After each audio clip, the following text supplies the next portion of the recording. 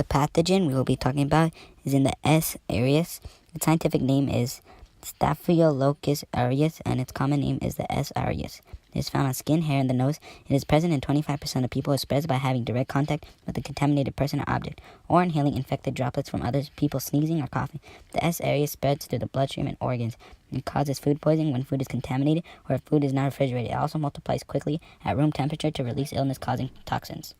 This bacteria is present in salads, bakery products, and sandwiches. Symptoms are nausea, vomiting, and fever. Antibiotics and surgery procedures can be used to help treat this pathogen. You would have to keep hydrated and contact a doctor if the illness is received. This disease could be prevented by washing your hands before handling food, keeping food areas clean, and avoiding handling food if you have skin, nose, or eye infections. According to astrobio.net, bacteria first appeared 4 billion years ago. It evolves by giving itself a mutation of its own. It will create a mutation if something negative is trying to stop it, so it's continually evolving. How has our bacteria, the S. aureus, evolved? It has evolved to be resistant to basically all antibiotics, even penicillin. Bacteria can evolve quickly due to short generation times and large population sizes. Bacteria are microorganisms that play an essential role in human function. Microorganisms are microscopic organisms that can be in bacteria, fungi, archaea, or protists. They first appeared 3.5 billion years ago and became widespread 1.8 billion years ago. The first cell used RNA as genetic material. According to the Edpuzzle Archaea, Bacteria, and Protists, it states that prokaryotes appeared before eukaryotes. Protists evolved from bacteria 1.7 billion years ago, and some have even evolved to become multicellular. How humans evolved. Humans evolved from primates. The first Homo sapiens appeared in Africa 300,000 years ago. Humans, apes, chimpanzees, and gorillas share a common ancestor that lived about 8 million years ago. Early humans migrated from Africa to Asia about 1 million years ago. The first civilians and beginnings of agriculture came about 12,000 years ago. Human evolution took place as new genetic variations in early ancestors favored new abilities to adapt to environmental change. How have humans and bacteria evolved in response to each other? Bacteria has evolved to become resistant to certain antibiotics which were made by humans to cure diseases. This resistance is due to natural selection through random mutation. The more antibiotics we use, the more resistant bacteria are to the antibiotics, since stronger bacteria are given more space and resources to live while the weaker ones die off.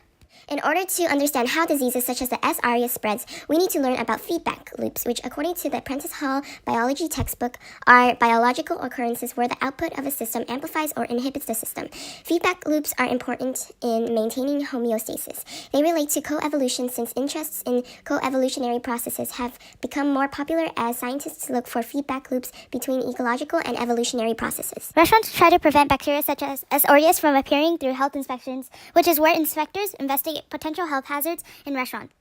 They make sure safety items are in good shape and decide whether it is necessary to eliminate hazards. Its purpose is to keep the public safe by preventing injuries or illnesses. The process of health inspection is: number 1, health inspectors show their ID and ask to speak to the manager. 2, they check dynamic areas where the food is being handled. 3, they check if the kitchen matches food safety regulations. And finally, they deduct points for infractions starting with 100. An example of a restaurant that performed well in their health inspection is Panera. The restaurant scored an A with a total score of 93%.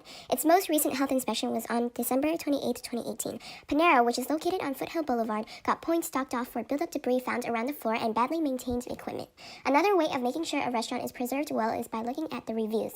When looking at Yelp reviews for Panera, we saw a total of 220 reviews and an overall rating of 3 out of 5 stars. Some highlight reviews were: good review, they make bagels. With so many bagel places moving out of our neighborhoods, we are so happy to discover they have filled the place of Goldstein's in our area. Whether you want a cup of soup or a crazy delicious sandwich, make sure you check out the several locations of Panera. Bad review. Called 4 times this morning and no one answered. Ended up calling corporate to place my order. When I walked in to pick up my order, they haven't even started it. They then forgot one of my orders and gave me no cups for the coffee. Most bad reviews stated how customer service and the parking situation was bad. Good reviews only showed how enjoyable the food was. Overall, customers didn't seem very satisfied with their experience. The few good reviews noted on the good food, but seemed fake in comparison to the many bad reviews. Reviews can help restaurants know what to improve on in order to attract more customers.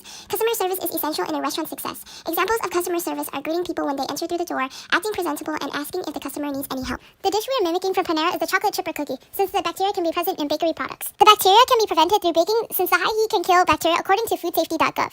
Materials are baking pan, whisk, measuring cups, bowls, and a parchment paper. Ingredients needed are 1 cup of butter, 2 cups of sugar, 2 teaspoons of vanilla extract, 2 eggs, 3 cups of flour, 1 teaspoon of baking soda, half a teaspoon of baking powder, 1 teaspoon of salt, and 2 cups of chocolate chips.